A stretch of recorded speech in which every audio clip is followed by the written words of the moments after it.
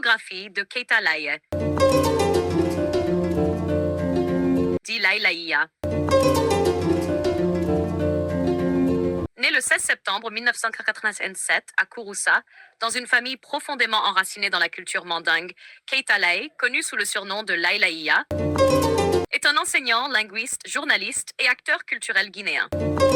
Fils de Sana Keita et de Saran Kamara, il est reconnu pour son parcours exemplaire, sa rigueur morale et son engagement en faveur des langues et traditions africaines. Origine et enfance. Enfant, Laye Laïa rêvait de suivre la voie de ses ancêtres, la chasse et l'agriculture. L'école ne l'attirait guère au départ, mais son destin en décida autrement. Une fois inscrit, il révéla une intelligence naturelle et une grande capacité d'apprentissage. Toujours parmi les premiers de sa classe au primaire, il se distingua par son sérieux et sa constance. Au collège Sarah Koléa, il confirma son excellence en occupant la première place de sa classe tout au long de son parcours. Parcours académique.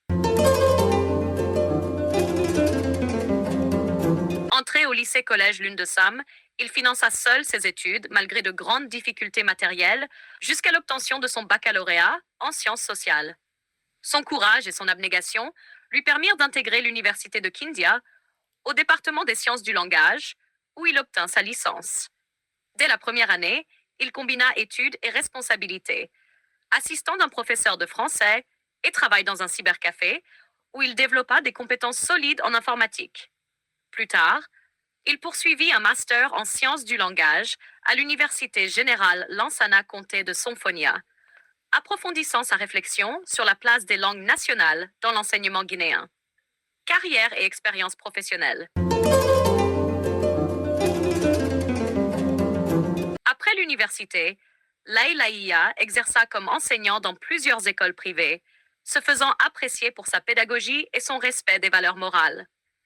Il effectua un stage journalistique à la radio Baraka FM de Kindia, devenant grand reporter et chroniqueur sportif. Parallèlement, il s'engagea dans des initiatives d'alphabétisation au sein de l'ACAFA et de l'ONG Culture Mandingue.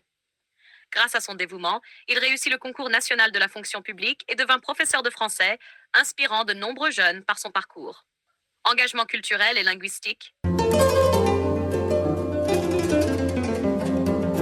Au-delà de l'enseignement, Laye Laïa est un ardent défenseur du patrimoine linguistique africain.